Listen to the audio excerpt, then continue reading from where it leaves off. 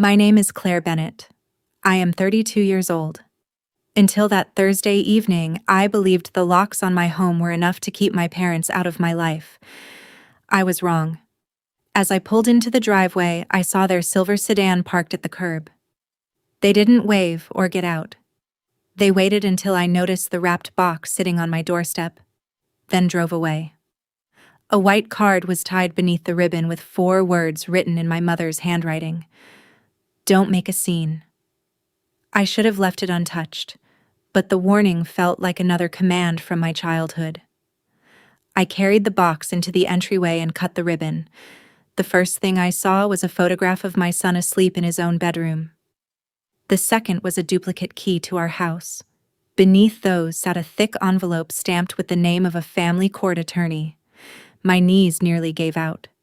I called 911 before reading another page.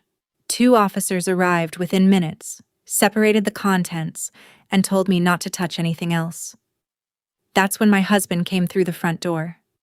He stopped at the sight of the uniforms, looked at the open box, and turned pale. "Please don't tell me," he whispered. "They actually did it." His words frightened me more than the photograph because they meant he knew something I didn't. Before I tell you what the officers found beneath those papers, and why my husband looked like he'd seen a ghost, tell me, what time is it where you are right now? Where are you watching from? And what's the weather like there? I'm curious to see how far this story will travel. My husband's name was Mark, and the moment he said those words, both officers turned toward him. So did I. For several seconds, he seemed unable to decide whether to look at me or the open box. Finally, he pointed to the envelope and asked if anyone had removed the documents. One officer told him no. Mark swallowed hard and said, "3 weeks ago, her father asked me to sign something. He said it was an emergency guardianship plan in case Claire and I were ever both hospitalized. I refused." I stared at him. He had never mentioned that conversation. Mark explained that my father, Richard, had approached him outside his office, speaking calmly, almost casually, as though he were discussing insurance.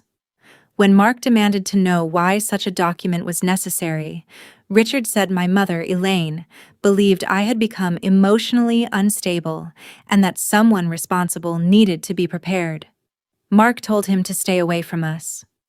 Richard smiled and replied, "You may not get to make that decision." Mark had kept quiet because he thought telling me would reopen wounds I had spent years trying to heal. I wanted to be angry with him, but the box sat between us like proof that silence had only given my parents more room to move. The older officer introduced himself as Officer Ramirez and pulled on a pair of gloves. Inside the family court envelope, he found a small digital recorder, a flash drive, 6 photographs, a child's wooden train, and a stuffed bear I recognized immediately. The train belonged to my 8-year-old son, Nathan. The bear had disappeared after our last visit to my parents' house 4 months earlier. When Officer Ramirez picked it up, a familiar floral scent drifted through the room. My mother's perfume. The same perfume that used to linger outside my bedroom whenever she stood listening through the door. For one sharp instant, I was 16 again, hiding college applications beneath my mattress because Elaine had already chosen the school she expected me to attend. The memory didn't return as a complete scene. It came as pressure in my chest, the click of a doorknob, and her voice asking why a daughter who loved her family needed secrets. The photographs were even worse. One showed Nathan asleep. Another showed him eating breakfast at our kitchen island. A third had been taken through the fence behind his school. The dates printed in the corners spanned nearly 2 months. In one image, the reflection in a window captured part of the photographer's face. It wasn't Elaine or Richard. It was a man I had never seen before. Officer Ramirez stopped treating the package like an ugly family dispute. He called for a supervisor, requested an evidence technician, and asked whether my parents had ever had a key to our home. I told him Richard had helped us replace the back door lock the year before. We had changed the front lock after cutting contact with my parents, but not the back one. Mark closed his eyes. Neither of us needed to say what that meant. The envelope contained a draft petition asking the court to grant my parents temporary custody of Nathan. Most of it was unsigned, but several attached statements had already been prepared. According to those documents, I had missed medical appointments, left Nathan unattended, threatened relatives, and suffered unpredictable episodes that made our home unsafe. None of it was true. One statement carried what appeared to be Mark's signature. He leaned over the page and said, "That's not mine." Another page appeared to be a letter from a therapist I had never met. It described private counseling sessions that had never happened and recommended that Nathan be removed from my care before an avoidable crisis occurred. The language was polished, professional, and terrifying because it had been carefully written to sound reasonable.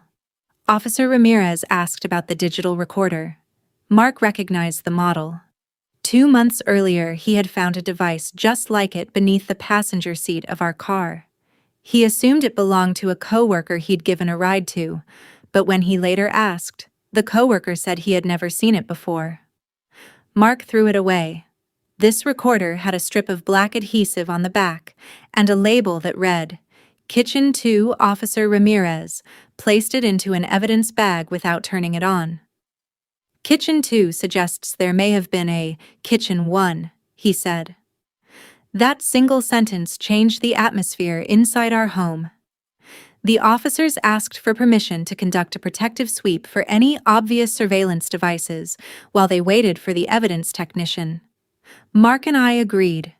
They found a tiny camera hidden inside a smoke detector facing the kitchen table. Another device had been installed behind a hallway vent near Nathan's bedroom. The camera was not connected to our Wi-Fi.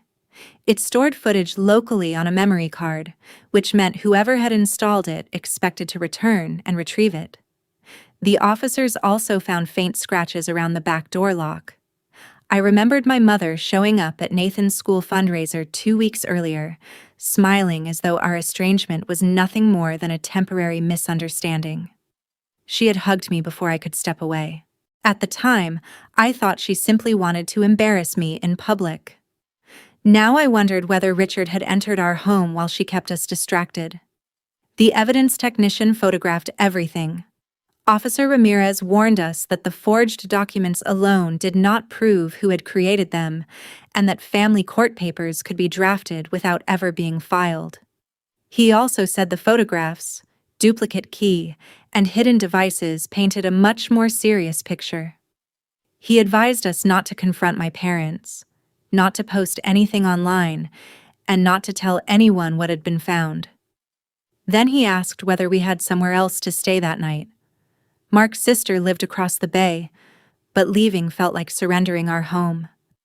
Still, I packed one bag for Nathan and another for us. Nathan was at a friend's supervised birthday dinner, and Mark arranged for his sister to pick him up without explaining the situation over the phone. Before we left, Officer Ramirez handed me a property receipt and asked one final question. "Did your parents know your husband would be home late tonight?" I said yes. Elaine had called Mark's office that morning, pretending to confirm a dinner invitation. Officer Ramirez looked at the placement of the box, then at the open front door. "They may have expected you to open this alone," he said. I finally understood the message hidden beneath the ribbon. Don't make a scene. It hadn't been a warning to stay calm. It had been an instruction to remain isolated. As we stepped outside, the evidence technician emerged from the hallway holding a third evidence bag. Inside was a memory card labeled with my name and a date from 6 years earlier, the week Nathan was born. We spent that night at Mark's sister's house, but I didn't sleep. Every sound in the hallway made me imagine a key turning in our back door. Nathan was told that a plumbing problem had forced us to leave the house for the night. He accepted the explanation, curled up on the couch, and asked whether his grandparents knew where we were. The question was innocent, but it revealed how often Elaine had inserted herself into his world. I told him they didn't. Then I sat beside him until his breathing became slow and steady. Across the room, Mark watched me with guilt written all over his face. After Nathan fell asleep, Mark apologized for hiding Richard's approach. I told him I was hurt, but I also understood why he had hesitated. My parents had trained everyone around them to manage my reactions instead of confronting their own behavior. That pattern ended that night. The next morning, Officer Ramirez called us back to the station. The memory card labeled with the week of Nathan's birth had not come from any device in our current home. It contained scanned documents, voice recordings, and photographs collected over 6 years. The earliest recording captured a conversation between Elaine and me in the hospital after Nathan was born. I remembered the conversation, but I had never known it had been recorded. Elaine urged me to sign a temporary medical authorization because I was exhausted after giving birth. I refused. On the recording, she sounded gentle and concerned. After I left the room, Richard's voice came through. He said, "She'll come around once she realizes how little control she has." Hearing that sentence years later was like discovering a trapdoor beneath a floor I thought I knew by heart. The card also contained copies of our tax returns, Mark's work schedule, Nathan's school calendar, and notes about private arguments Mark and I had shared. Most of the notes described ordinary moments twisted into accusations. A canceled dentist appointment became medical neglect. A babysitter arriving 10 minutes late became a child left unsupervised. A photograph of me drinking a single glass of wine at a holiday dinner was labeled substance concern. My parents hadn't been documenting danger. They had been manufacturing a story. Officer Ramirez introduced us to Detective Lena Cho, who specialized in stalking and electronic surveillance cases. She was careful not to promise an arrest. She explained that the digital files would need to be authenticated and that the hidden devices would have to be traced. She also warned us that Richard had already contacted the department. He claimed the box was a family archive delivered during a disagreement and accused me of overreacting because of long-standing emotional problems. He even gave them the name of a retired police captain who would supposedly confirm that Richard was an honorable member of the community. The move was so predictable that it almost calmed me. He hadn't asked whether I was safe. He had gone straight to controlling the narrative. Detective Cho recommended changing every lock immediately, notifying Nathan's school about the situation, and filing for a temporary civil restraining order. Our attorney, Melissa Grant, met with us that afternoon. She reviewed the fake guardianship petition and noticed something the rest of us had missed. The supposed therapist's license number belonged to a real professional, but the name on the letter didn't match the state registry. The notarization stamp on Mark's forged statement was also genuine, yet it had been reported stolen 3 months earlier. Someone had assembled the file using pieces of real identities, hoping no one would examine them closely. Melissa advised us not to visit my parents. Instead, she drafted a formal notice ordering them to stop contacting us, approaching Nathan's school, entering our property, or using our personal records. Mark wanted to send it immediately. I asked for 10 minutes alone. Sitting in the conference room, I stared at the page and remembered being 22, standing in my parents' kitchen with an acceptance letter to a graduate program in another state. Richard had taken the letter from my hand, folded it in half twice, and said the family had already invested enough in my experiments. Elaine cried until I agreed to stay in San Francisco. For years, I told myself that decision had been mine because admitting the truth felt more humiliating. Now those same people were trying to turn my adulthood into another document they could rewrite. I signed the notice. That evening, Detective Cho called with the first major break. A serial number from the hallway camera led investigators to a local security installer. The buyer had paid in cash, but the store's surveillance footage clearly showed the purchaser. It was the unknown man reflected in the photograph taken outside Nathan's school. His name was Calvin Rhee, a private investigator whose license had been suspended after multiple complaints involving illegal tracking. Phone records obtained through an emergency preservation request showed repeated contact between Rhee and a number registered to Richard's business. Detective Cho told us not to celebrate. Contact alone was not proof of a conspiracy, and Ree could claim he had been hired only for lawful surveillance. Then she added that officers had visited the address listed for his office and found it empty. He had cleared out overnight. An hour later, Elaine left me a voice message. She didn't mention the police or the box. Instead, she said she had heard Nathan might be missing school and offered to pick him up until things settled down. Her tone was warm, almost maternal. At the very end, she lowered her voice and said, "A judge will care about stability, Claire. Think carefully before you make yourself look unstable." I forwarded the message to Detective Cho without replying. For the first time, I no longer heard my mother as an all-powerful figure. I heard a woman following a script. Then Melissa called. The fake emergency petition was no longer just a draft. Someone had tried to file it that morning. The attempted filing forced everything into the open. Melissa obtained a copy from the courthouse and discovered that Richard and Elaine were seeking an emergency order before I could even be notified. Their petition claimed that Mark and I had disappeared with Nathan after a domestic crisis, that police had responded to our home because I was behaving irrationally, and that my parents were the only relatives capable of providing immediate stability. They had turned our call for help into evidence against us. Attached to the petition were the forged therapist's letter, Mark's falsified signature, carefully cropped photographs, and a declaration from Calvin Reed describing himself only as a family safety consultant. The petition requested temporary guardianship of Nathan, access to his school records, and possession of our house keys. Melissa filed an opposition before the assigned judge had a chance to review the request. Because the petition alleged an immediate risk, the court scheduled a hearing for the following afternoon. Detective Cho couldn't tell the judge what conclusions the criminal investigation would ultimately reach, but she submitted a declaration confirming that hidden cameras, a duplicate key, and suspected forged documents had been recovered from our home. Officer Ramirez's body camera timestamps proved that police had responded to evidence we reported, not to a disturbance caused by me.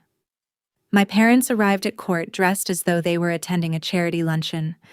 Elaine wore a pale blue dress and carried a folder against her chest. Richard greeted two attorneys in the hallway and nodded to a court clerk who appeared to recognize him. When he saw me, he didn't look ashamed. He didn't look frightened. He looked disappointed, the same way he used to when I brought home a grade he thought wasn't good enough. Elaine took one step toward Nathan, who was waiting farther down the hallway with Mark's sister, but a court officer stopped her because of the temporary no-contact order. Her expression changed for only a second. The sweetness disappeared. Something cold surfaced beneath it. Inside the courtroom, my parents' attorney described them as devoted grandparents responding to alarming information.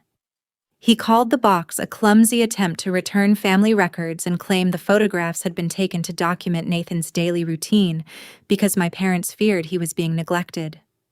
He portrayed the key as an old spare that had accidentally been left among returned belongings. Every violation became concern.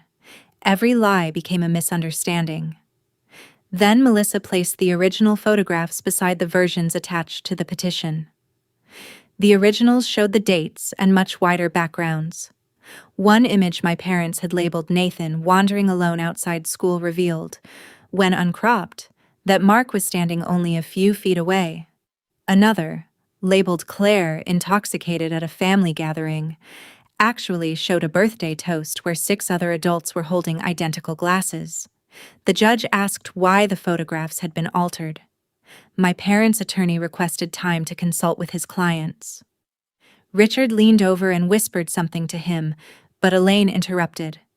She stood and said she could explain. The judge ordered her to sit unless she was called to testify. Elaine kept talking. She said I had always been impulsive, that Mark was weak, and that someone had to plan for Nathan's future. She insisted the family couldn't wait for me to collapse. Melissa asked whether Elaine had authorized anyone to enter our home. Their attorney objected, but the judge allowed a limited answer because the petition specifically requested access to our property.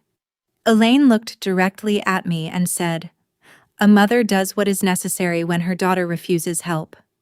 It wasn't a complete confession, but it was enough to shatter the carefully crafted image she had brought into that courtroom. Richard grabbed her arm and told her to stop.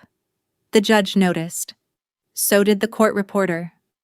Melissa then presented the voicemail in which Elaine warned that a judge would care about stability.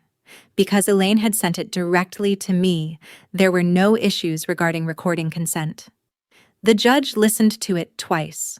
After the second playback, he denied the emergency guardianship request, prohibited my parents from contacting Nathan or going anywhere near his school, and referred the suspicious documents to the court's fraud unit.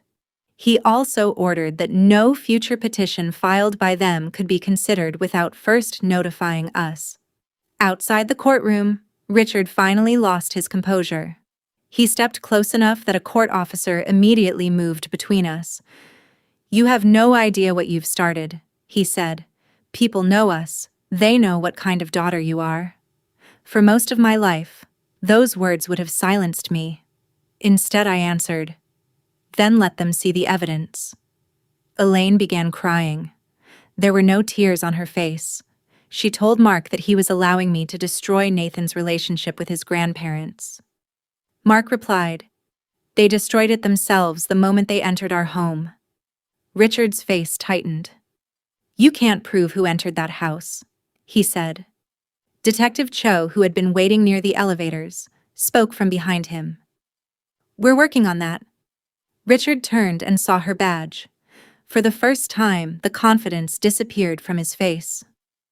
Detective Cho asked both of my parents to come to the station voluntarily. Their attorney declined on their behalf and quickly escorted them away. As they stepped into the elevator, Elaine stared at me with open hatred. The doors began to close, but not before she lifted her phone and typed something. Less than 5 minutes later, every member of our extended family received a message claiming that I had suffered a mental breakdown, manipulated the police, and tried to have my loving parents arrested. What Elaine didn't realize was that she had attached the wrong file. Beneath her message was a photograph of our kitchen taken by the hidden camera. Elaine tried to delete the family message, but too many people had already downloaded the attachment. My cousin sent me a screenshot before I even reached the parking garage. The image showed our kitchen from the exact angle of the camera hidden inside the smoke detector. In the corner, the timestamp placed the photograph 3 weeks before the box appeared on our doorstep. Elaine had just connected herself to evidence she insisted was nothing more than a misunderstanding. Detective Cho instructed every recipient to preserve the original message. By that evening, the court's fraud investigator, the district attorney's office, and the police cyber unit were all examining the same file. The embedded metadata showed that the photograph had been exported from a folder named Claire Home Monitoring. The device history linked that folder to a laptop registered to Richard's consulting company. Richard could still argue that someone else had used the computer, but the wall protecting him had begun to crack. The following morning, officers executed search warrants at my parents' home and at Richard's office. Later, Detective Cho shared only what she was legally allowed to disclose. Investigators recovered copies of our house key invoices, records connected to Calvin Rhee, a stolen notary seal, surveillance equipment, and several binders labeled with dates stretching back to my childhood. One binder contained reports on Mark's job, our neighbors, Nathan's teachers, and members of my extended family who might support, or oppose, my parents. Another contained drafts of anonymous complaints prepared for Nathan's school, Mark's employer, and Child Protective Services. Not all of those complaints had been sent, but together they revealed a coordinated plan: isolate us, destroy our credibility, then present my parents as the solution. Calvin Rhee was found 2 days later at a motel outside Sacramento. Faced with records tying him to the cameras and photographs, he agreed to cooperate. He admitted that Richard had paid him to watch our home and install the recording devices. He also said Elaine had provided schedules and kept us distracted during the school fundraiser. Ree claimed he had never agreed to enter Nathan's room, but digital evidence placed one of his devices there. His attempt to protect himself only gave investigators more details. My parents were arrested the following week. Richard faced charges that included burglary, stalking, conspiracy, forgery, identity theft, and illegal surveillance. Elaine faced many of the same charges, along with attempted fraud upon the court. Their attorney released a statement calling the arrests an unfortunate criminalization of a private family disagreement. That statement lasted less than a day before local reporters obtained the court order and portions of the public court filings. The social consequences came quickly. Richard was placed on leave from the nonprofit board he had chaired for 12 years. 2 organizations removed his name from upcoming fundraising events. Elaine's church committee asked her to step aside while the case was pending. Friends who had believed her version of events began forwarding old messages in which she had asked suspicious questions about our schedules, our marriage, and Nathan's school. Each forwarded message became another thread in the pattern. I didn't celebrate their humiliation. I was too busy realizing how extensive the system they had built really was. Melissa helped us file a civil lawsuit for invasion of privacy, emotional distress, trespass, and the costs of securing our home. We replaced every lock, camera, computer, and phone. Mark changed his work routines. Nathan's school added photographs of my parents to its restricted contact file. The expenses were enormous, but for the first time, every step we took created distance instead of fear. Elaine was released before trial under strict conditions. She was ordered not to contact us either directly or indirectly. Richard was required to surrender his passport and was prohibited from accessing company devices. Through relatives, they continued insisting they had acted out of love. I gave the same response every time. Love doesn't require forged signatures, hidden cameras, or a stolen key. 3 weeks later, a floral arrangement arrived at Mark's sister's house. There was no sender's name. The card simply read, "Families forgive." Detective Cho traced the purchase to a prepaid debit card, but store surveillance footage showed Elaine standing at the register. It was a deliberate violation of the no-contact order. Detective Cho arrested her again that afternoon. As Elaine was let out of the courthouse after her release was revoked, she saw me across the lobby. She didn't plead, she didn't pretend. She silently mouthed 4 words. "You did this to us." In that moment, I finally understood the difference between guilt and responsibility. I hadn't done this to them. I had simply stopped protecting them from the consequences of their own actions. The criminal case took 9 months to reach its final stage. During that time, my parents used every legal delay available to them. Richard changed attorneys twice. Elaine requested medical accommodations, then appeared at social events telling people the charges were destroying her health. Their supporters wrote letters describing them as generous, respectable people who had devoted their lives to their family. The prosecutor responded with photographs of the surveillance devices, payment records, forged documents, and Elaine's own message containing the hidden camera image. The binders recovered from their house revealed something even more personal. For years, Richard had kept copies of letters addressed to me. Among them was the acceptance packet from the graduate program I believed I had turned down. A second letter showed that the program had offered me financial aid after I requested a deferral. I had never seen it. Elaine had called the admissions office pretending to be me and permanently withdrawn my application. Another folder contained emails Richard had sent to a former boyfriend, warning him that I was unstable and would ruin his career. My parents hadn't started controlling me after Nathan was born. They had simply expanded a system that had worked for most of my life. Melissa asked whether I wanted those details included in our civil case. I said yes. Not because any court could restore the opportunities they had stolen from me, but because I was finished helping them preserve a false version of history. Mark read every document beside me. Sometimes I became angry. Sometimes I felt nothing at all. The hardest moments were the ones when I recognized my own old words repeated back to me in Elaine's voice. That I was too sensitive, too impulsive, too dependent to make important decisions. I had spent years describing myself in my mother's language. Nathan knew only what was appropriate for a child his age. We told him his grandparents had broken serious rules, that adults were handling the situation, and that none of it was his fault. He asked whether they loved him. I told him I believed they felt something they called love, but love without respect could become possession. He was quiet for a long moment. Then he said he never wanted anyone taking pictures through his window again. That simple sentence became part of the victim impact statement Melissa helped us prepare. When the trial approached, Calvin Rhee agreed to testify. The forensic evidence showed that his equipment had entered our home multiple times. Cell phone location records placed Richard nearby during 2 of those entries, while Elaine's messages proved she had arranged the distractions. The forged therapist's letter was traced to a template found on Richard's laptop. Mark's copied signature had been lifted from a contractor agreement. The stolen notary seal was recovered from a locked drawer in Elaine's sewing room. Faced with that evidence, both of my parents accepted plea agreements.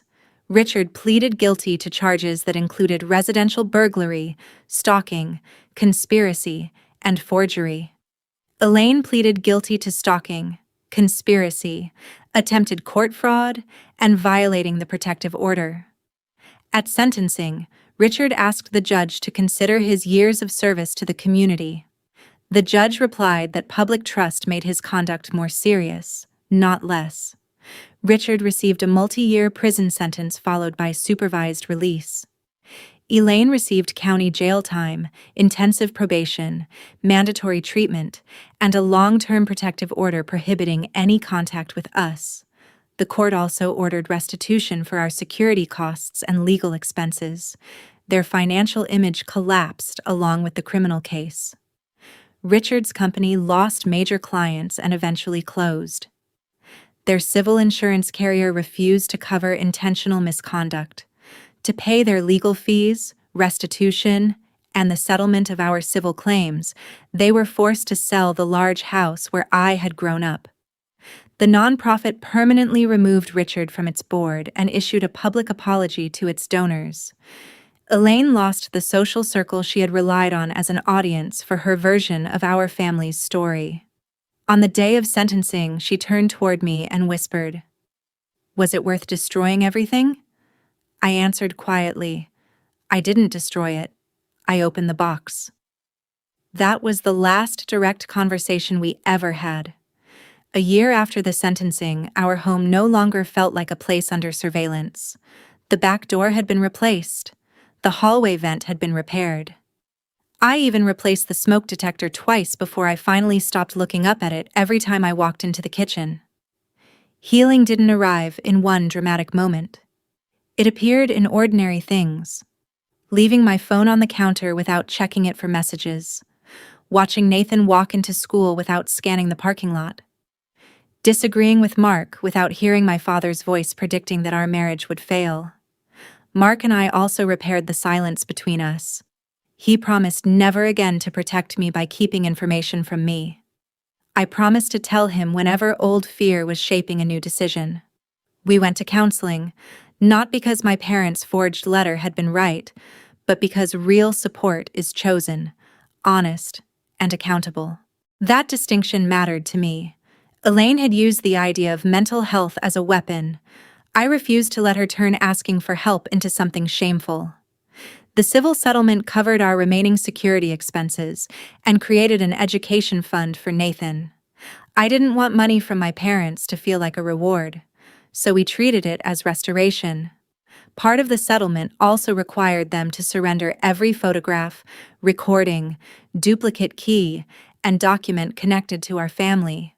Detective Cho supervised the transfer. There were 12 boxes. I didn't open most of them. Melissa arranged for a digital forensics company to identify anything we needed for our records and destroy the rest.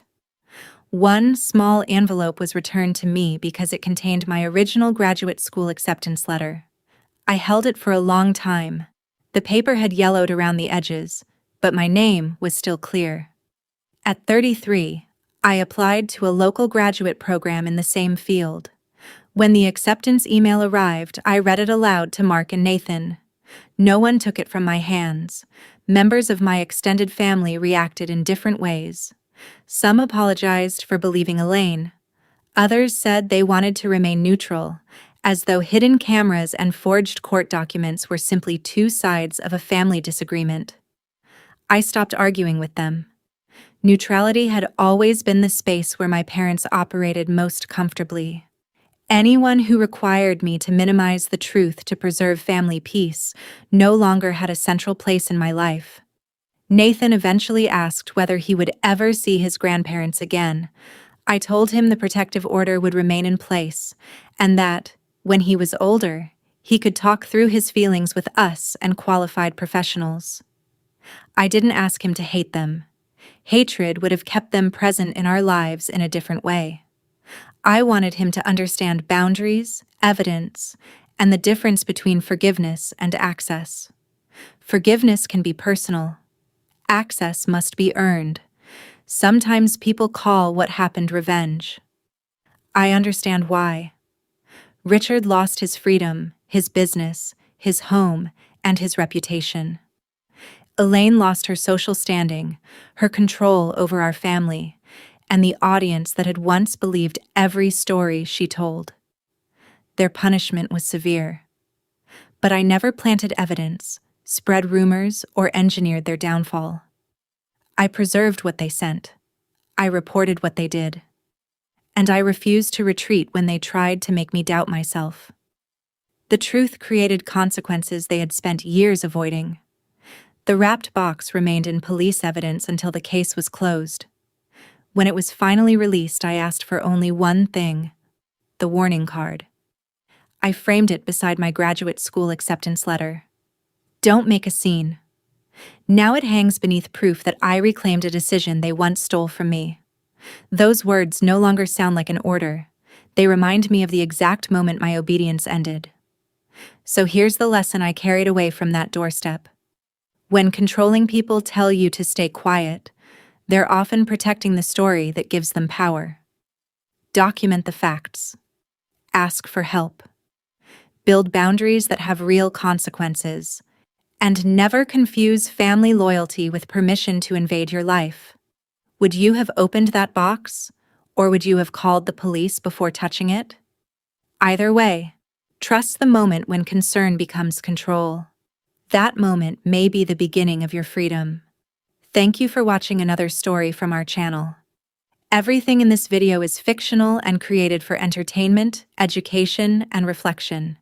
We hope it reminds you that healing becomes easier when you stop measuring your progress by whether someone regrets hurting you and start measuring it by how peaceful your life has become without them.